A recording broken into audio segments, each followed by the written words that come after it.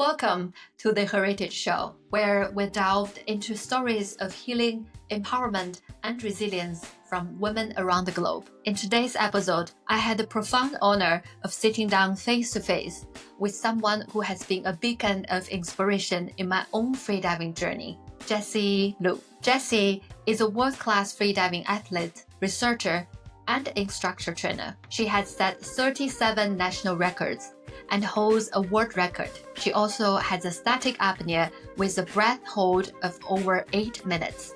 In our conversation, Jessea shares her near-death experience during a world record attempt, a pivotal moment that led to profound self-discovery and healing. We explore topics such as finding the courage to change, the mental and physical benefits of freediving, her motivation for starting the sport, and how she balanced work, life, and research to maintain well-being. This episode is a deep dive into transformative power of freediving and the resilience of the human spirit.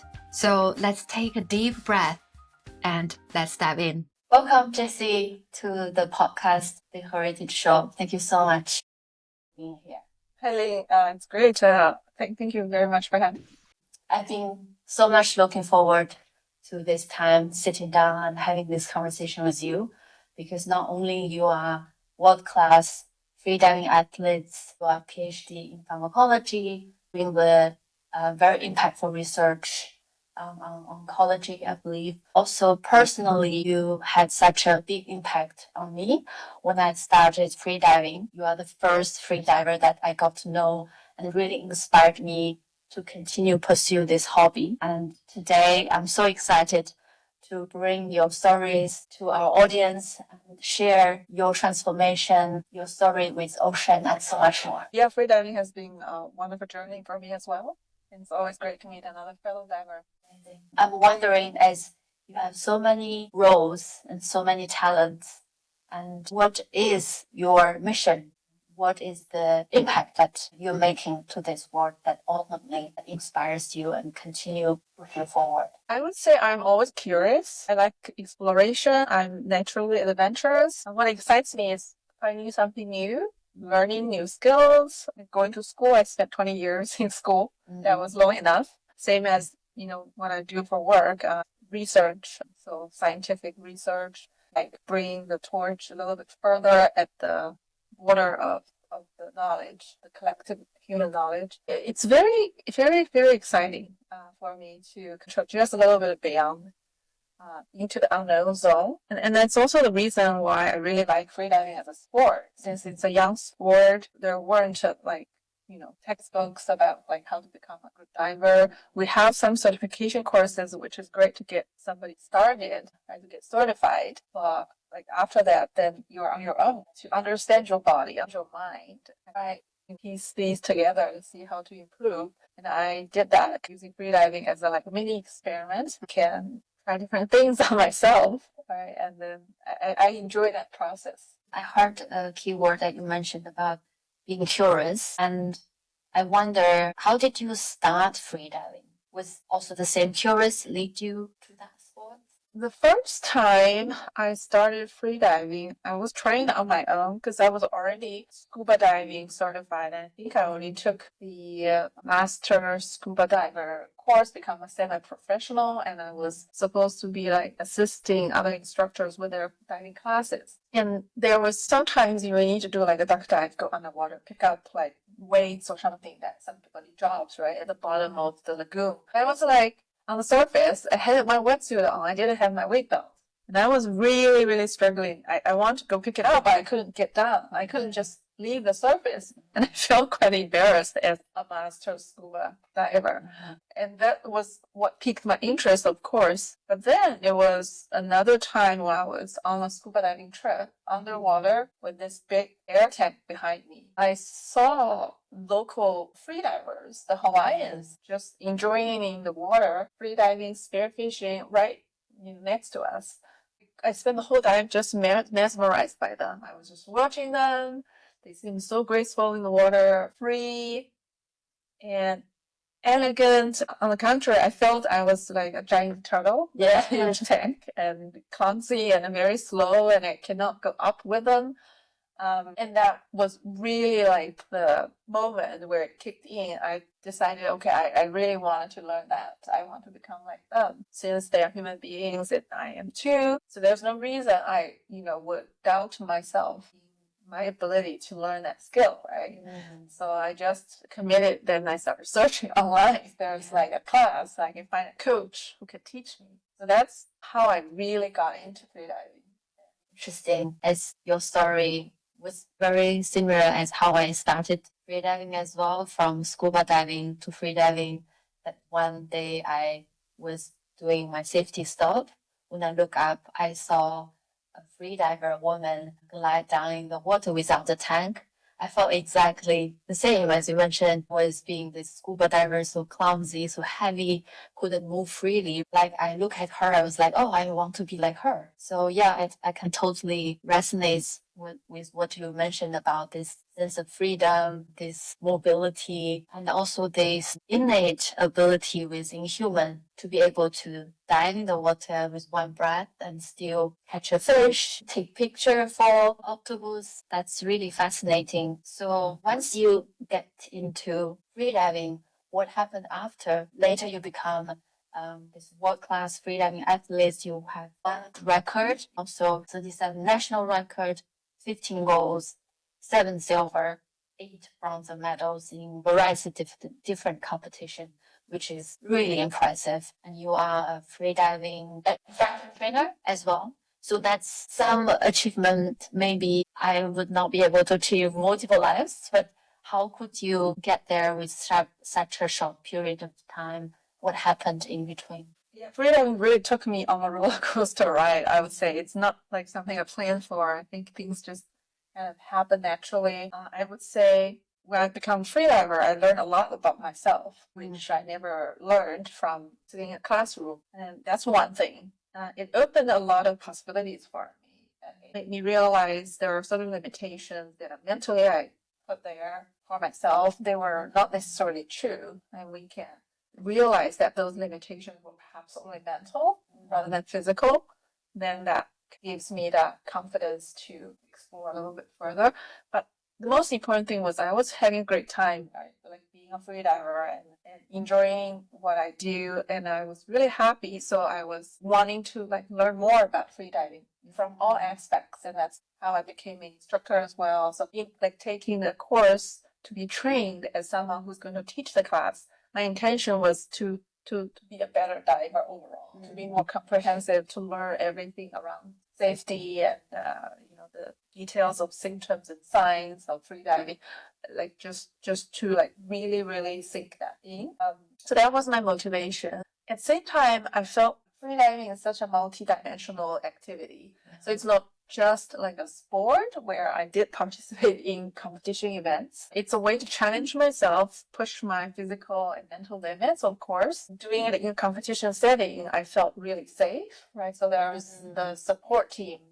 They always had my back. At the same time, freediving, I felt it's like a form of self-expression. Your personality, you can move your body without the pull of gravity. You can express your emotion by dancing through the water, playing with bubbles. There's all kinds of ways that you can do that. I also did like a few artistic photo shoots or videos, which were fun as well. Things that we couldn't like manage, right? I cannot do like a flip and jump and just turn in the air because I'm not a gymnastics person, but I could do that in the water, right? I don't know how to rock climb, but I could go on the water and I can play with the sheer rock structure, the cliffs on the water, and I felt like it's a wonderful experience, right? Yeah. It's like emotionally, it's very liberating. Another level is I noticed that animals accept us a lot more in the water. The marine animals, they felt perhaps when we are scuba diving, the bubbles are too noisy, or maybe there was just something going on that seems disturbing to them that shows as a threat. But when I free dive, I hold my breath. It's really quiet, and I move also in a way where I kind of relax my body to the maximum. The heart rate slows down, and then the vibration from my body is a lot more gentle, right, for the animals. So they actually accept us as if we are just part of the ecosystem. They let me come a little bit closer. I could also move much faster in the water, cover a lot more grounds in the same time period. Sometimes coming face to face with a big marine animal. Those are things that I never saw like on a scuba, with a scuba tank. Very memorable moments when I see a whale in the water or play with the sea lions in the water. And, this like being more like one with the nature type of experience that freediving gave me. Amazing. What you just said really drew a beautiful image in my imagination. I was lucky enough to also experience some of those moments, as you said, playing and getting closer to animals in the ocean and to be able to express yourself in so many ways. I have so many questions that I'm starting with the mental limitation that you highlighted. Actually, just from my own comment, I realized I also had a mental limitation because I said the achievement you got was something I probably cannot achieve multiple lives. I immediately realized, oh, wow, that's exactly a mental limitation I placed on myself. Many of us have such limiting beliefs or limitation we put on ourselves. How do you approach those thoughts and how do you actually overcome those beliefs? Yeah, great question. Well, I do breath hold training. The first thing I noticed was if I think I can hold my breath 5 seconds more, my body will actually just follow through and I'll be fine. But if in that particular moment, if the thought that comes to my mind was, I can't do it anymore, or if that was a signal as if something terribly wrong is going to happen, and then I would just quit that breath hold, like stop immediately. Right? So that's a moment when the thought precedes an action. Freediving is unique in a way where you can see your result right away, right after your breath hold, a few minutes maybe, but then you see the result right away, how you felt in that breath hold, how long you did it, right? So, and when I just compare two different breath holds, and surprisingly, if they were exactly same time, I could have one breath hold that felt amazing. I was like feeling very good overall. My mind is like in this dreamland. It was going through all of these happy thoughts and emotions. But on the other hand, I could have the same breath hold, but mine was just suffocating, like suffering so much. But the body is essentially doing the same thing. And I could have a great breath hold that goes much longer, but a short breath hold that felt like a torture. So, and then I couldn't explain like what is going on between these two different experiences other than noticing, well, the only thing that's different is the thought that was circulating or hovering in my consciousness, and what I allow the thought to be, and how do I process each thought that comes through. So that's like a self-awareness. In the very beginning, I noticed, and then therefore I pay attention to the thoughts. And I set an intention before I start my breath hold, how I want to feel, how I want to think about. Usually I try to focus on something happy for breath hold purpose. Yeah.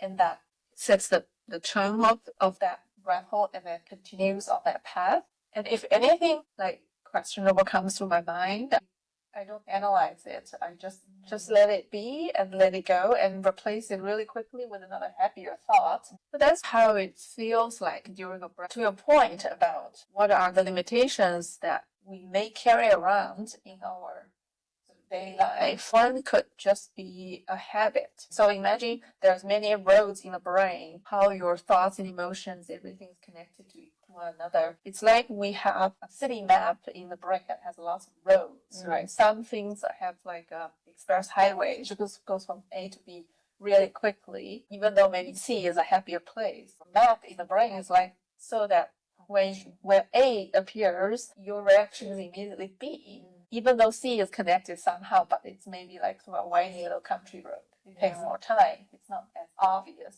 But I believe once you realize that these connections can be rebuilt somehow, then it is all possible to set an intention and train your mind. Like when you come to construction work and you kind of like build like you will like a bridge over a challenge or a gap, or build a new superhighway between C and A, for example. So and what you want to connect, what is meaningful for all of that effort and time or practice to reconnect things is a very personal choice. And of course, I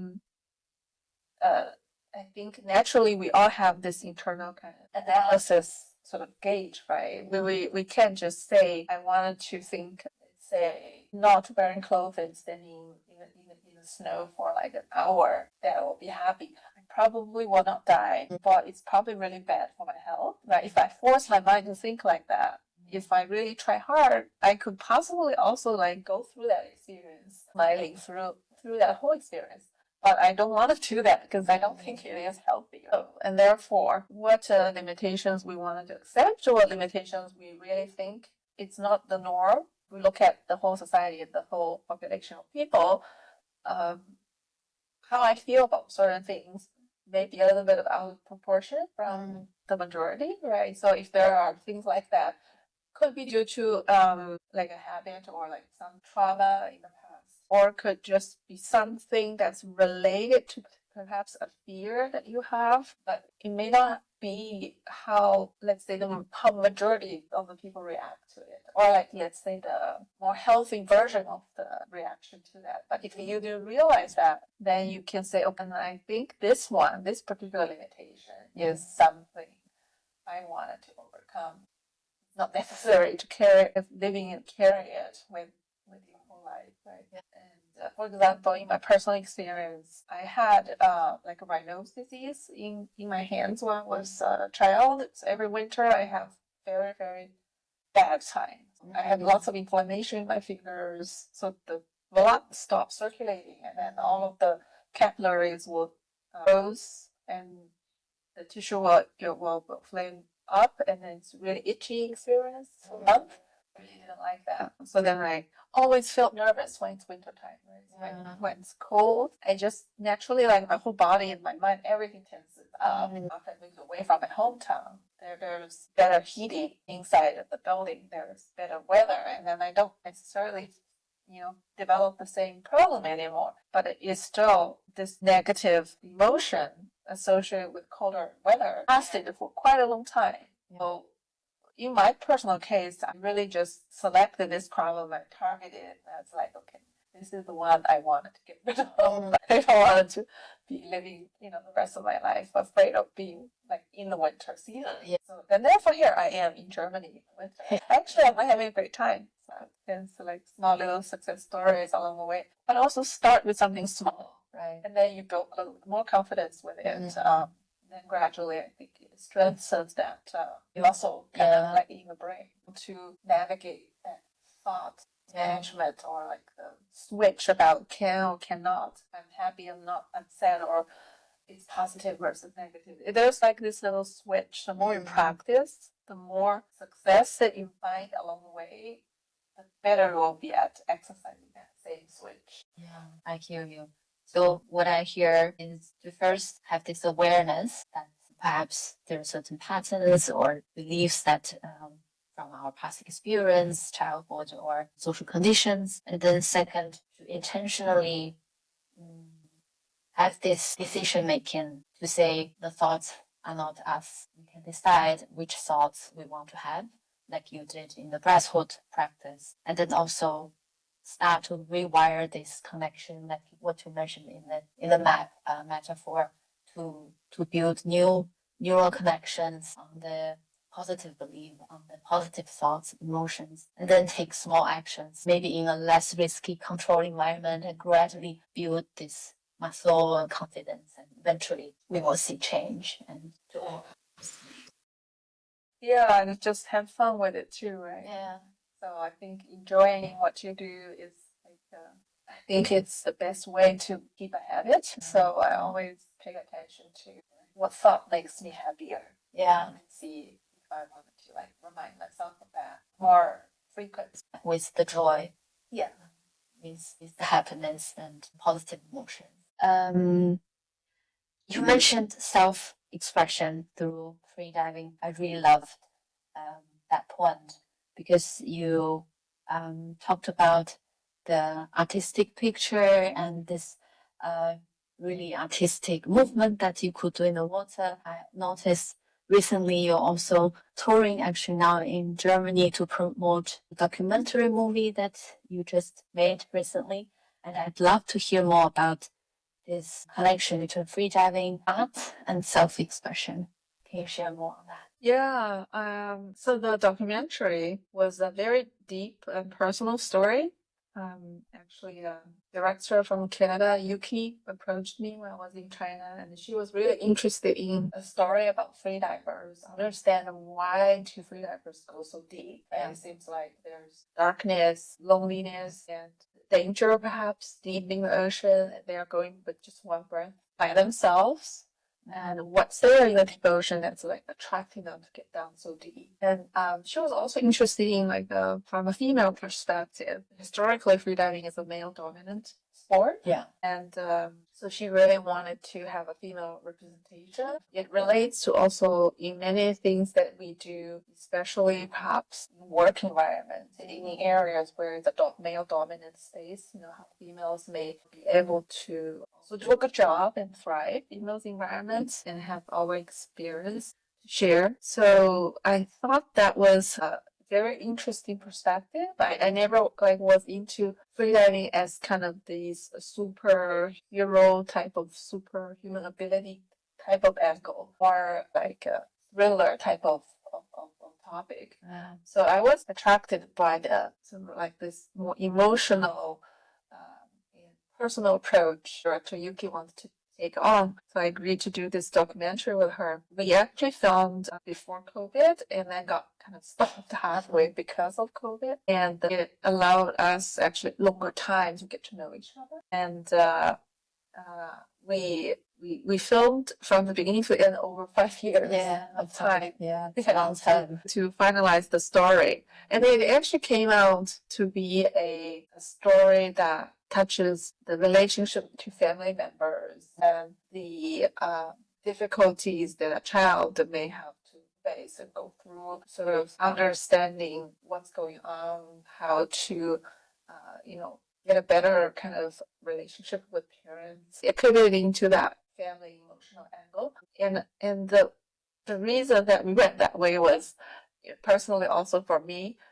Freediving is, of course, a lot of fun, and it always goes as a mirror for me that I can see my result right away, and I could remember, what sort of emotion I had going into the dive or before the dive, and how I did in the dive, and then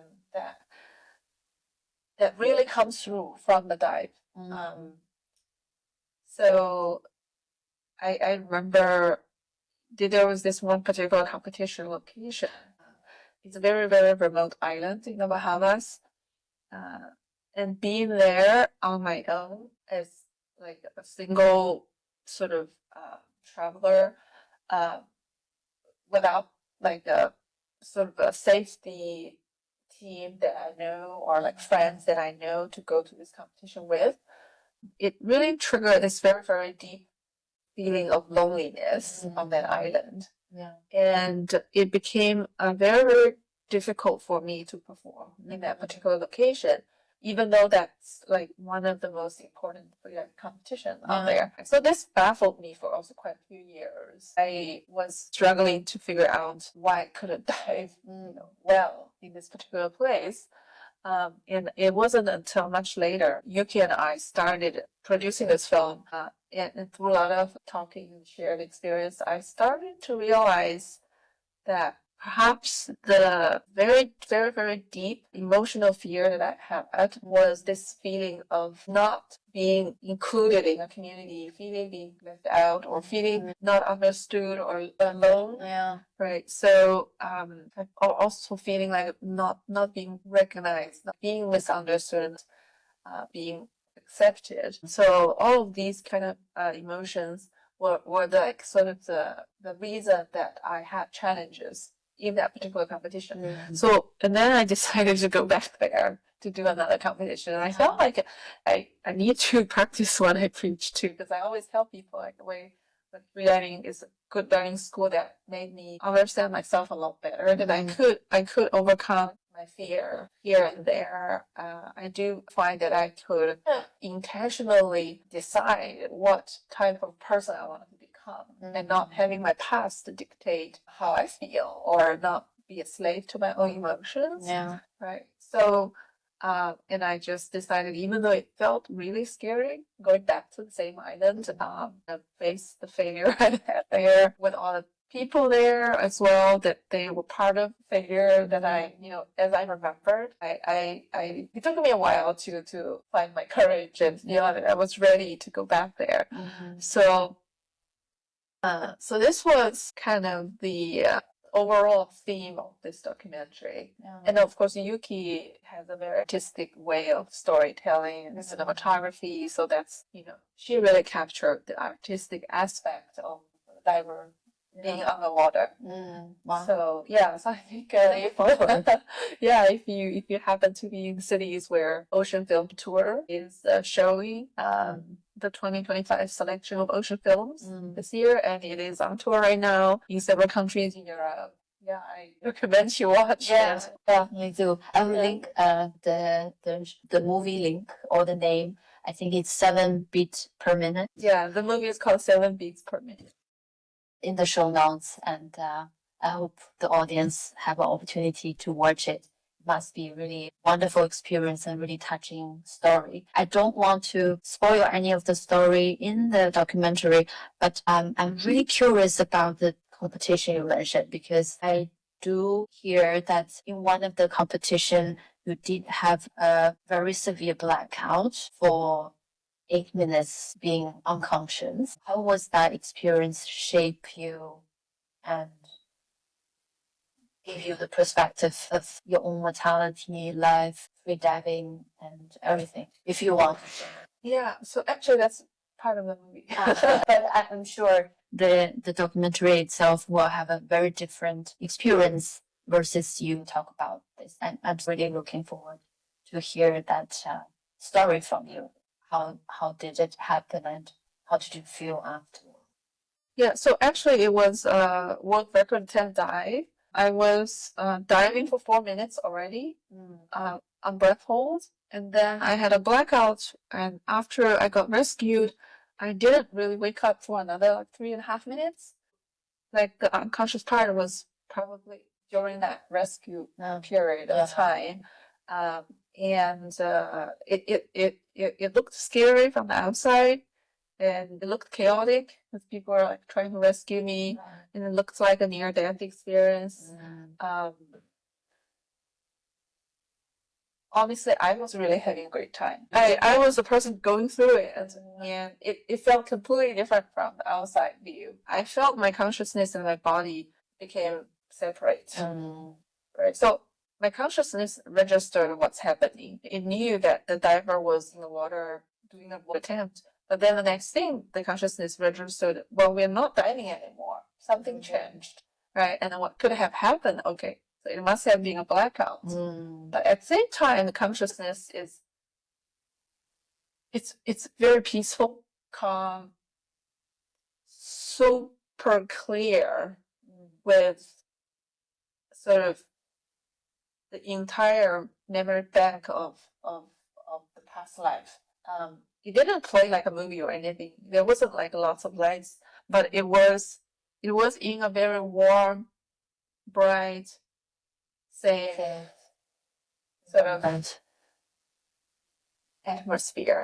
It's hard to find words to describe it. I don't think human language was designed to describe feeling like that. And of course, I believe whoever died could not come back and invent a word for it. But I think just being close to it, I would say being close to it, I knew that when consciousness is detached from the body, and there is no distractions from the sound from the world, or even the sound and signals from the body. The consciousness is a very happy energy or spirit on its own. And it's super powerful in terms of figuring out what's going on, what's happening, and what needs to happen. but very, very detached from the body. It's never think of this body as me or my, it was just a consciousness on its own. It was not in a hurry to make any changes or go anywhere. Be there. Exactly. It felt a little bit like a very deep meditation. Sometimes on a dive, I reach a stage where I felt extremely content. And I don't want anything to change. I don't need anything else. It would just be in the present moment. It was the most content and happy feeling I ever felt. So in that moment where I was kind of unconscious from the outside, but the consciousness is still there, it's working. It was just not communicating with the body. It was not receiving any signals, it's not outputting anything. That consciousness is on its own extremely content and happy, be where it is. So kind of, reconnecting with the physical body was not easy. It was a bit of kind of effort. It needs to be taken. Also, it starts with a sort of an intention. So the consciousness, they kind of have to decide, like, okay, I want to go back to the body now. Right? So it's like, I remember the details of that too. Like, consciousness was like, okay, I'm ready to go back into this body. There are things that are not finished, and we have to go and complete it. And therefore, I try to then open my senses. I started receiving senses. I started hearing first. So that's the first sense that came back, and it was very loud. If you're talking like right now, the volume that I'm hearing while I was going through that, the voice would have sounded like 10 or 20 times louder. Yeah. Wow. So that's like a very, very dramatic transition to reconnecting with the body. And then I started to feel, right? So the touch and the kind of like this Sensation. feeling came. So the physical touch, pressure was the second sensation that came back. And then I think it was like vision. I could start seeing faces. All of this happened before I could move my body. Yeah. So it was like regain these sensations and regain control of the body. It felt like rebirth. Yeah. So to me, it's very special. I never remember, like, anybody remembers how they were born, like how they gain all these senses independently, and how it was like to enter into the world. How did people welcome you, right? Does anyone remember that moment? Right? I don't. Probably not. Yeah. So then that particular day, that experience, while waking up to all of these people, they were so thrilled to see me coming to the world. So relief. Right. And they were so happy to see me. Yeah. It's a huge dose of joy. Yeah. Yeah. I can't describe it how happy that I was going through that experience, because it really gives me a sense of self-worth and a sense of connectedness with people. Yeah. It's an experience that have like a very colorful stroke on my emotional canvas. So it's a very pleasant memory. That's near-death experience must be really. I don't know if traumatic would be the right word after I heard your experience. Rather beautiful, touching, and full of love in a sense, in a way. And do you think after that experience, anything had dramatically changed in your life, or did you make any big change in your life?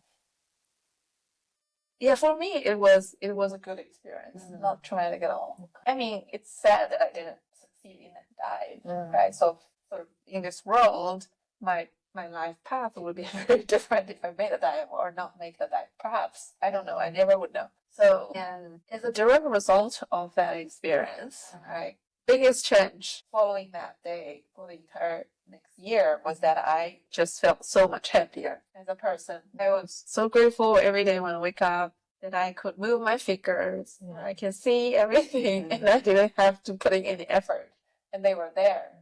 So these senses and these basic abilities as a human being, they don't seem granted anymore. Right? So I just felt that they were gifts It is from the reference point that I remember when I don't have the physical body and I have nothing to do with this world, to having these abilities to receive and express, to communicate with you is wonderful. It's a gift. Every sense is a gift. So I just became a much happier person, especially the year immediately following that. So it's kind of like the thoughts that come to my mind in any particular moment. And it's also kind of what I practice now is I will always take a moment to be quiet and acknowledge these gifts that I have. And in that particular moment, that thought will determine the base tone of my emotion in that particular moment. I find it's very effective for me because I have that memory and it's very prolific. Well, it's very powerful what I heard from you, this gratitude and not take the life as granted. Yeah, it's very, very touching. And of course, not everyone has such experience, but I guess we can still find a way to cultivate this gratitude to our life. And I had similar experience as you, not in an unconscious state, but I was also in a freediving accident that I was really facing the possibility of that. That was really scary for me at that moment. But I was lucky enough to be rescued, and then the second day I quit my job because I realized life is too short to go on a path that I didn't feel fulfilled. I didn't feel truly resonates with my heart. So yeah, I really feel you and I really connect with your experience. And on this point, you mentioned about coming back to the competition, to facing this failure. It's finding the courage to do this again. I found that's really touching, that to confront those kind of fear, those kind of failure. So if you could share your experience and perspective to our audience, how do we do this? Because we are so caught up in the things we didn't achieve or we failed, or we want to make a change in life, or we want to move to a new country, or change a job, or leave a relationship that is toxic. But there's so much fear in this. So how do we actually make the change and overcome those fear? Yeah, it's definitely a very much personal situation. Perhaps there are different reasons for the same behavior. I look similar from the outside, but really the reason deep down is different from person to person. In my case, it was first to really identify what is it that is bringing my spirit down.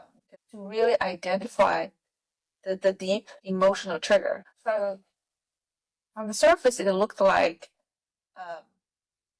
the dive itself was the failure, and to repeat the dive was perhaps to have a sense of regain control, or have a sense of rewriting the story, or changing the label. But the reality was, for me, I knew the reason that I did not perform well in the first place was that profound loneliness. And so that separation from people, and that the feeling of sort of like in denial of sometimes that is the case. So it's like not accepting who I am, that maybe I am just an outlier because I'm a newbie to a new place. Just not willing to accept that fact. And I kind of like have this deep struggle with the fear of this being alone or being left behind was the real problem in my life. And then the dive itself failed was just a symptom, right? What you could see. It was not the root cause of it. So for me to really be able to like claim that I've had like some significant change to my lifestyle or my life experience, I really needed to find a way to face that fear directly, but also hopefully in a safe and controlled way. right? Because Yeah. I believe if I forcefully put myself in those uncomfortable situations without being ready to deal with it, I could potentially bring more harm, just build more negative experience over and over on that same problem, and perhaps it could, at least has the potential to worsen the problem. So, like, how you approach it is also a variable that needs to take a bit consideration. And for me, going back to the island and going there to do a deep dive again, to do another record attempt, was a way that after I've worked on my emotion quite a bit, after trying to navigate myself through this, the deep emotional trigger, that I felt I was, at least I felt I was ready. I felt I had better capability to deal with it. And I still insisted that I must go there with a safety diver. So not just completely be myself, that I had some buffer to help me with the experience, so that I knew it was still going to be challenging because the particular location triggers me already. Yeah. So so I had support at least the second time by going back there. So all of this, I think it took a little bit of planning and time and practice, just being aware of that, slowly build up that ability. And yeah, so I think it really depends on the person and the situation. And like I said, it's probably easier to start with something small. Yeah. In my case, I had built like these baby steps towards dealing with fear, and then therefore, in the end, I think I was really taking a big leap of faith to face that, which I still believe is the worst fear that I can recall or I can identify in my life. And it's a lifelong practice, I believe. It's not overnight change. I believe dealing with one particular location that triggers that fear is just one step forward. And there's other situations that will trigger me again, or like bring up the similar emotion that may not be the best reaction to the situation. So I'm always paying attention to this as I go through my day-to-day life. When something happens, I always take a pause, look at the situation, think about what just happened, and see if I had the programming skills, how would like to rewire this particular experience, so that in the future, when this happens again, that I would have a different journey. This kind of improves like the overall quality of life. And I guess it probably it's like a peeling an onion. So for any particular situation that you mentioned, whether it's relationship or career aspirations or like self-realization in some way, I think it will take a little bit of peeling the onion, right? So just to slowly to get to the core of it. But in your situation, I think you also had like a little boost from life. You had a little sort of wake up call. In that moment, you had enough courage and incentive, right? Or at least the energy was going with you, so you had a little boost to like make a really big move. But I think it doesn't have to be that way. Like sometimes life makes us change, right? So you got hit by universe, and something dramatic happened, and then you were like, okay, I got to take a different direction. Right? Sometimes nothing happens from the universe, but it then in the moment, at any moment, I believe, well, one can still make directional adjustments. Perhaps not as drastic, right? No, it doesn't have to be that way. As long as you set an intention, this is how I would like to be, and as long as you kind of start going towards it, and kind of you start perhaps peeling out the outside of the onion, like a little bit deeper to sort of go through that self-learning journey. Definitely. Back to your point about making life decisions and change. Although I had this dramatic accident happen that I made that drastic decision, but in fact, I was contemplating that decision already for a while before that happened. As you mentioned, exactly that was a push that maybe the universe heard me, but need me to somehow also learn a lesson, because that accident itself also taught me a lot about myself. As you mentioned, exactly, freediving is a mirror for me to understand my fear, my ego, my intention. So that was also incremental, but then somehow something happened. This made me make the decision. And what I hear from you is really about first identify this root cause, the underlying triggers, patterns, and perhaps traumas that we need to heal from, that we need to gain self-awareness of, and also have this intention, and then taking small action in a controlled environment, and gradually things will happen to the direction perhaps you eventually want to go. So that's amazing. Again, Jessie, I'm so fascinated about freediving and going deep and the free fall and the hug from the ocean, as you talk about in one of the interviews. I think we probably have a lot of similar experience in this. But I always wonder, even myself, I don't have the exact answer yet, as in why do you want to go deep? What drives you? Like you mentioned earlier, the director was wondering what was so mysterious, so beautiful in the ocean that draw you in and make you go deeper and deeper. Was there an end to it? And then, so what after? Yeah, for me, curiosity was definitely one of them. I really wanted to know how it felt going a little bit deeper. Of course, the better we are at managing the mind, managing the thoughts, the more beautiful the dive feels. So the deepest dives probably felt the greatest, on the contrary to what most people would imagine. It's the reverse. It's not that the deeper you go, the harder the experience, or the deeper, the longer you hold your breath, the longer you swim, physically feels worse. The reality is, yes, there are a lot of things happening physically. Of course, it's more challenging, and the body needs a lot more preparation for you going, especially towards the extreme situations. Going just a little bit further takes exponential effort to get the body ready for it. Yeah. At the same time, I'm saying it's a reverse because if you're not having a great time in the mind, you cannot make that dive. And then the body will just give you all these signals that your mind will have a hard time, sort of make peace with it.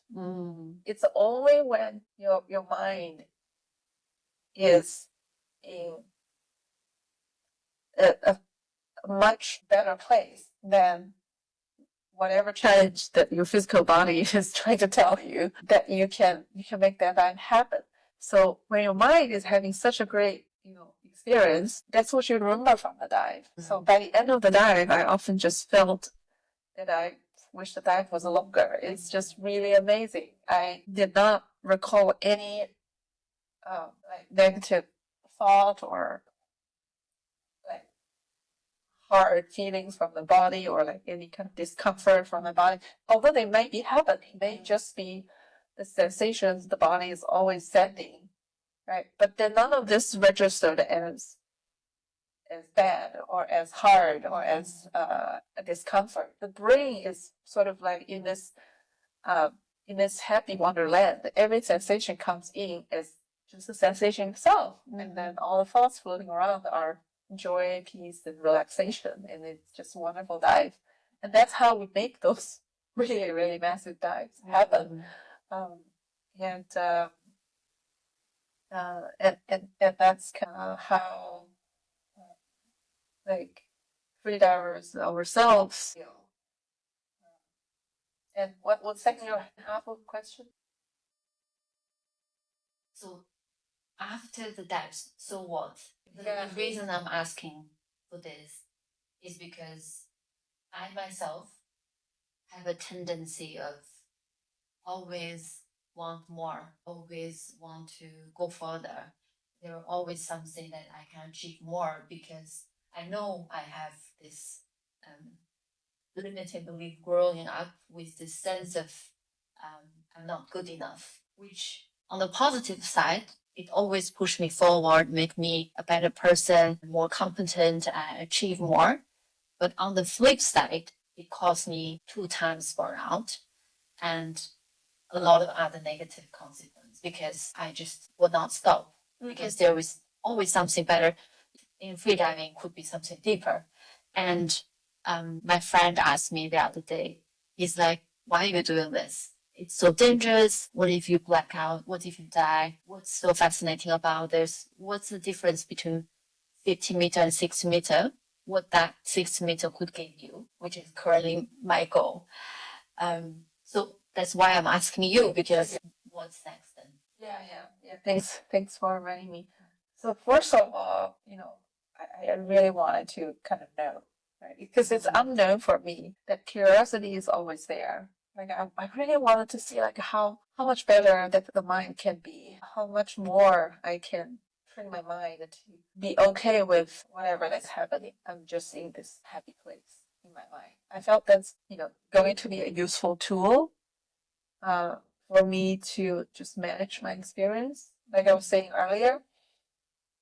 And in terms of the sport performance itself, like how long I wanted to go on breath, how deep I want to dive on breath, I think it's driven by two things. One is very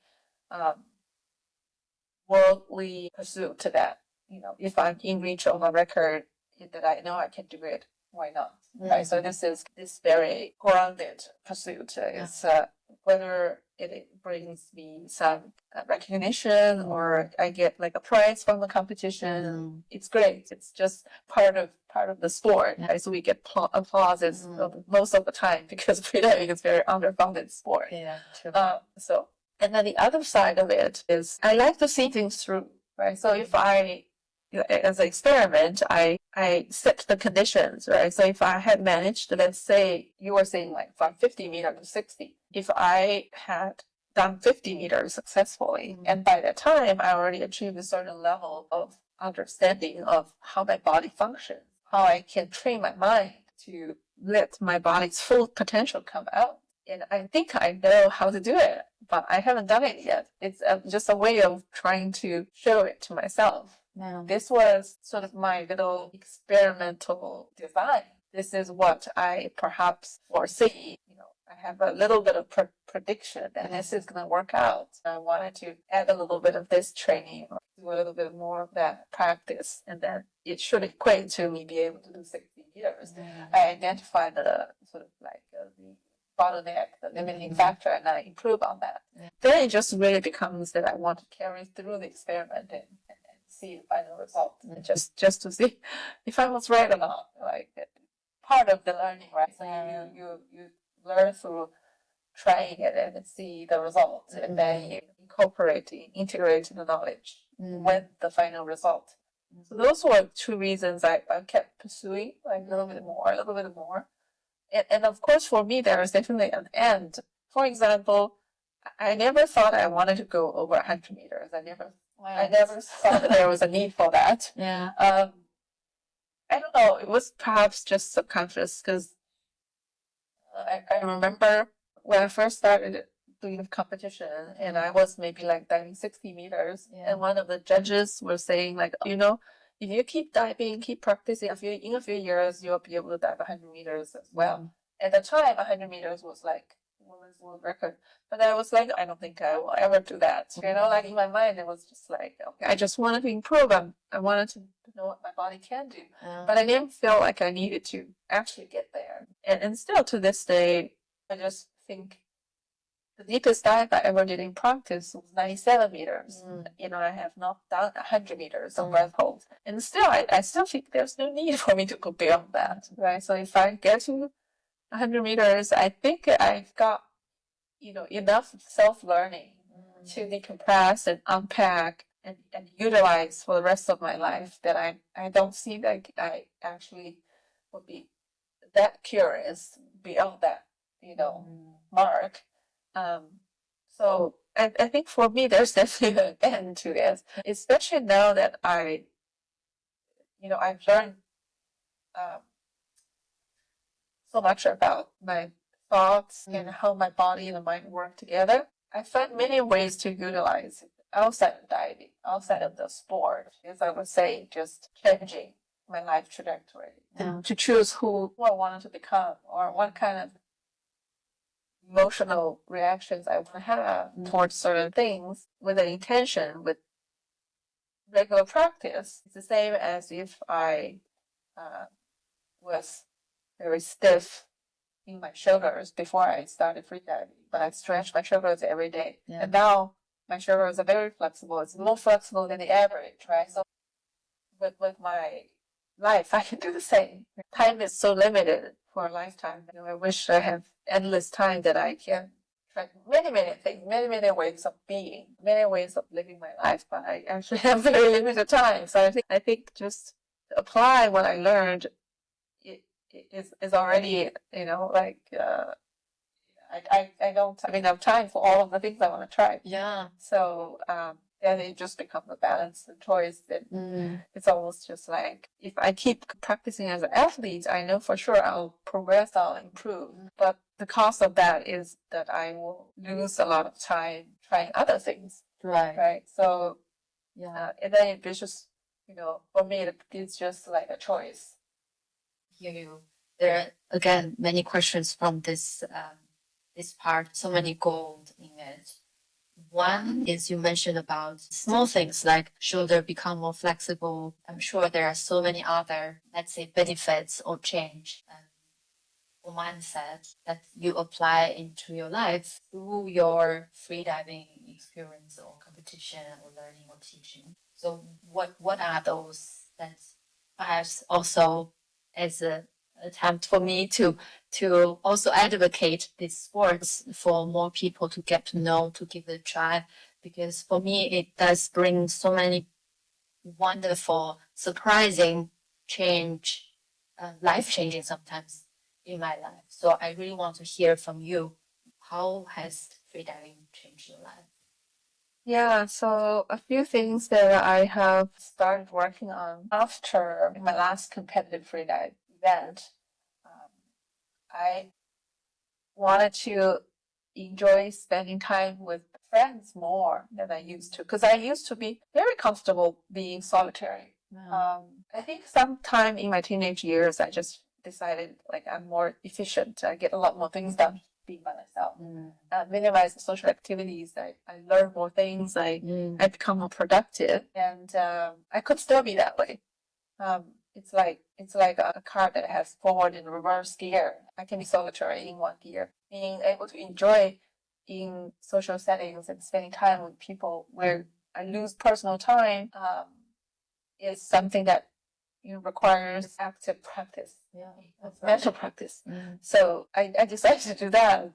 Ever since my last competitive event, I definitely noticed a change. I really use the same mental sort of switch method to, of course, convince myself already that hang out with friends is so much better than being out by myself, right? So it does sink in. So and now I find that I'm always in the reverse gear, perhaps compared to solitary. I'm always in the reverse gear. That I really do not need personal time. It's interesting.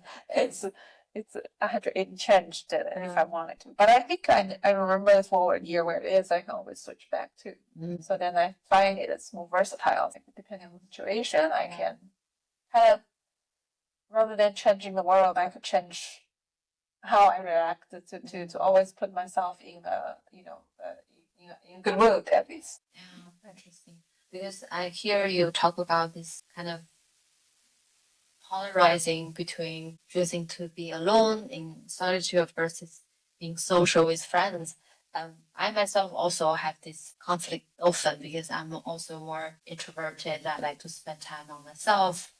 But at times when I do engage deeply with my friends, my support system, I feel really loved, alive, supported. So I think that plays a really essential role to my well-being and also recovering from burnout. So I definitely hear you, this sense of being in this community or close circle that is really important in our health and well-being. And talk about health and well-being.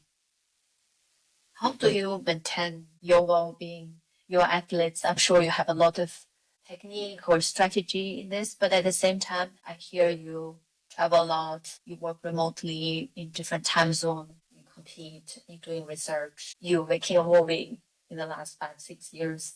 So many things to juggle. how do you keep yourself mentally, physically, spiritually healthy along this challenge? Yeah, I would say always prioritize healthy food, sleep, and then allocate the time to as many things as I can juggle. I would say. I do find that sometimes I get too busy. When I get too busy, it definitely affects sleep time or like the food I get to eat. But that's also why I'm not taking competitive events this year because I have so many other things I wanted to do. I don't have as much time to allocate for like very consistent training. But I try to be active and do some exercise whenever I can, and I adapt to the situation, right? So I don't have time to, for example, find the right gym to do the particular training I want, or find a pool and travel there on a daily basis. When I'm traveling, I think I need to be more adaptive to the situation. So therefore, I started learning handstand. Oh, Something I can take with me anywhere as long as there's a door or an empty wall. yeah. In practice. I was actually doing that in every hotel I was staying in Germany. Actually, I was doing it on the airplane. On the United States to Germany. On that long flight, there was a corridor in the middle of the plane that was very narrow. And it's like just for a single person to pass through. And in the middle of the night, when nobody was around, that corridor was a perfect practice place for doing handstand. Yeah, nice. So I was doing that. I always need some tips because I can only do a shoulder stand, but not. Yeah, I'm still learning like a student in that. So that's kind of like how I find that I can find my exercise. Yeah. No matter where I am. And like stretching, which is kind of great place to do. It doesn't also require any tools, right? Or particular like facility. Yeah. You can do it anywhere. Yeah. And then I would say just, like leave some space, but don't get too full of a schedule. Yeah. Like when it's very fully packed schedule, it can backfire. Right. Yeah. I hear you. So the foundation, of course, eating, sleeping, exercise, and be a little bit flexible and creatively the exercise if you have this busy and maybe nomad lifestyle, and give yourself some space to perhaps pause, decompress, and not always have a long to-do list or calendar that is full. So yeah, totally. Yeah. Also check in with yourself from time to time to see like where your emotional tone is at a particular moment and see if there are thoughts that you can do to improve that. It starts with a thought. Small observation on yourself. Take note of that. One topic I'm curious, it might not be super relevant for a lot of our audience, but just for me to get your perspective as for free diving, because now the world record for male is 134 maybe, and for female is 128. Where do you think this sport is heading to in terms of depth? Not talking about static or dynamic, because we are still human beings and there is certain limitation and we cannot dive to thousands. So what's gonna happen next if at some point we reach to, I don't know, 160? Was there an end to it? And then what's gonna happen because our physiological limitation is there? In the history of freediving, when the sport started, the form of freediving was no limits and variable weight. Yeah. In which there were assisted descent and assisted ascent, or one of them. So it was easier to get down and come back. Then therefore people went much deeper. Right? So in those disciplines. But then we hit a limit, physiological limit. So there's decompression risks in addition to the hypoxia. So that became a risk, therefore that discipline no longer existed. So we started competing in other disciplines where we have to do self-propelled descent and ascent. Now we have several of them with a monofin, and then with a rope re-immersion, or no fins, free swim. And very recently we added one more discipline, which is with biped. So I think with these disciplines, we'll continue to improve our ability. Training methods are going to get better. People are going to have nutrition, better equipment, everything's going to help us to get deeper with these disciplines. And whenever we hit a physiological limit that we cannot surpass as a human being, we probably will just invent another discipline. Maybe another tool to help us go deeper. Yeah, perhaps, with dive with a parachute or something. Just make it harder for us. Okay, Yeah. interesting. I would also go artistically, right? It could go towards having some kind of like not just technical difficulty, but then there could be like artistic aspects of it. Performance in between. Yeah, perhaps more of entertainment or performance or something like that. It's interesting. It's not possible. I'd be looking forward to watch this field, participate a little, but yeah, well, thank you for sharing. What would be wonderful would be actually doing some artistic piece together with animals. If they like to join us, Studying animals. stay tuned for what's new to come. Before we move on to other topic, I have two very selfish questions because, as I mentioned, I'm also starting to do a little bit competition, and a lot of my friends, they are maybe similar as my level. Perhaps some of them are not 20, 30, some maybe like me, like 40, 50. We all want to progress in a sense, maybe go deeper, stay longer, more relaxed.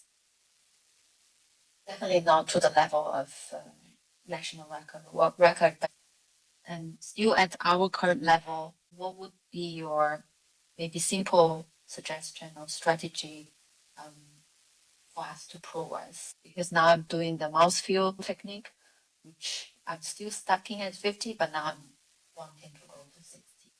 Yeah, if you practice it, especially if you're practicing the water, you will naturally progress. So I would think, for people who are living in an inland place, if they have the ability to go, like, spend some time continuously near the water and dive every day or, a few times a week, that naturally will probably be the best way for the body to condition and to get deeper. And there are, of course, some land drills and techniques that people can do when they are away from the ocean and then travel to the ocean for a limited time each year to try to get deeper. It's possible, but it does take, I think, But I live in Berlin, so I occasionally go to pool, but not enough. Also go to the sea, also not enough. So I need to find the right way to progress. Thank you for sharing. I think definitely put into the effort, consistently training is key. The second question is more on the perception of the sport itself, because I'm doing it also selfishly in a way to let more people know about these sports. Because a lot of documentary or movies will talk about freediving often has a negative connotation to it because there was someone died or there is a terrible accident happened. But in reality, freediving, to me at least, from my knowledge, my experience, it's still a very safe sport if you're doing it in a controlled environment, if you have practiced the safety measure. What do you think? How can we actually bring people to these sports and how do we actually spread this sports more to the world? Because it has so many benefits to us and for us to get access to ocean, connect to nature, to animals, to express ourselves. Yeah, if we all had access to a deep pool, I think a lot more people would want to do this freediving, at least give it a try. I don't know if this will ever become like a mainstream sport. It is still a very niche type because the appeal of freediving, I think it is unique. It attracts certain type of person. Yeah. Sure. It's not a team sport yet, right? So it is a very individualistic right now. And if it actually evolves into like another format where it requires team collaboration, since a lot of people are very social, so they do really like to participate in social events. And then I think that would, have a little bit better chance at getting more interest from the general population. Yeah. So maybe that's a topic we touched upon earlier about how to reinvent freediving or somehow could be a way to make it more popular on mainstream. But for now, even if for people that is very social, like to do team sports, I still think freediving is such an amazing way to connect with nature, with yourself. And then we talk a lot about freediving. But I cannot help notice that you're also very strong in your academic background as a PhD in pharmacology, pharmacogenetics, and doing research on immunology and oncology. So, how do you like this very deep, different type of work, which is, I guess, very heavy also on the mind and how did you find this path? I learned pharmacology mainly because I needed a major for my PhD. Yes. And then I was also on a scholarship at the time. I was funded by the breast cancer research fund. This funding. So it just led me to this career path. Not for any particular reason, because I do like biology. I like studying animals, human bodies, one animal species as well. So it is health related. I think my work really helps to develop new drugs that hopefully collectively would help many of my colleagues. We bring something useful to fulfill like the unmet medical need. I think that's a very meaningful activity that we're doing. So it is primarily just mental work and then just spending time on the computer and reading, writing, and talking, discussing, thinking. That's pretty much it. And then what's really balances it out is a physical exercise, like a sport or something. So I guess the balance is what I look for, and I could not be just 100% athletic in the gym all day long, or like train anything like close to the format of a marathon. I could never do that because it takes too much time. And I could also not just work in office, like only work on computer all day. I think I just need the balance of the two. If it not for a pharmacology job, it would have to be something else that requires a lot of thinking time. Intellectual stimulation. You also teach. I don't know if you're still currently teaching, but you are instructor trainer, and I think you taught over 500 students. Yeah. So what teaching means to you? Why do you teach? What does that bring? Yeah, I did some freediving teaching. I still do active coaching for people on individual one-on-one basis. I find teaching helps me to solidify the understanding that I learned and sort of synthesized through practice. And it really deposits it into my memory and being able to explain it to other people and watch how they do it and help problem solve situations. And whenever they make progress or when they have this like a moment of like enlightenment, then they notice that something that previously they thought not possible is actually possible. It's also a great source of joy. And I would say teaching is like something I'm always passionate about. Like unwrap or reveal the potential in another individual. At least sometimes, like I see it before they can see it themselves.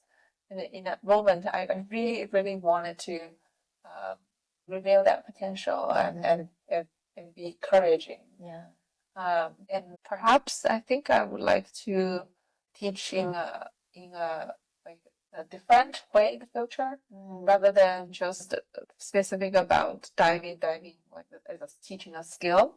I really wanted to explore different venues of so teaching how the mind and the body connect.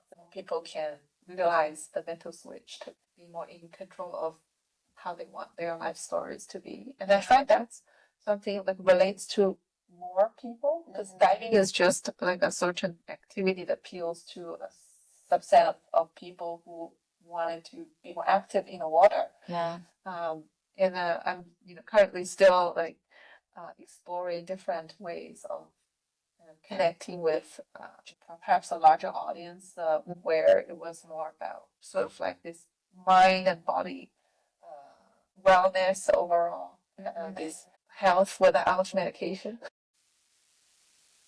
Love that.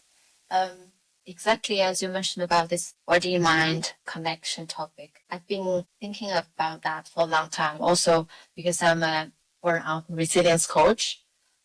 I apply those techniques in my coaching practice using meditation, breath work, visualization, which I happen to also use in freediving. I'm sure you do as well.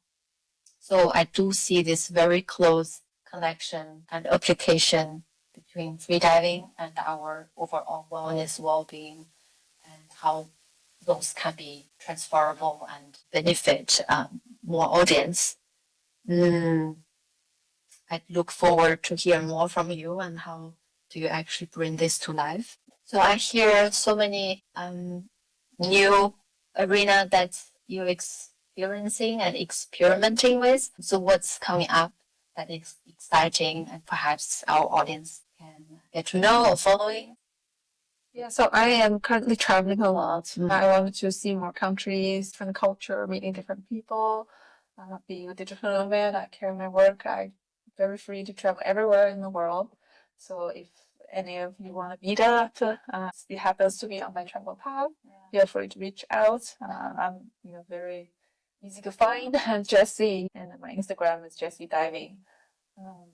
And that's definitely like part of the world experience that I wanted to achieve for myself and on the way, and kind of get a better understanding about like how different culture bring people together, how societies function in different areas of the world, what are the pressing issues, what do people need, what do people think, where are the unmet problem needs.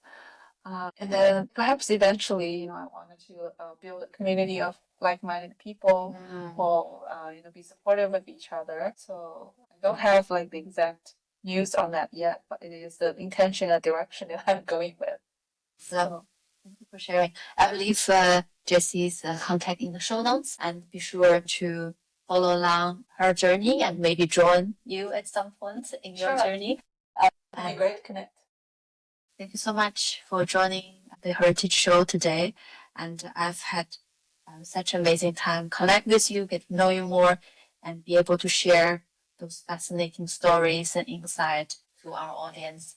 And I really look forward to meet you again, perhaps invite you back to the show because I have so many other questions I would like to hear from you. Until then, I wish you all the best on your travel, on your adventures, and your growth. Thanks so much, Lady. Yeah, it's really been a lovely time with you. Maybe we can just go diving together. Yes, that'd be amazing. Yeah, look forward. I hope everybody also has more free time in your life, more flexibility in travel, and experience different things. Good luck with everything.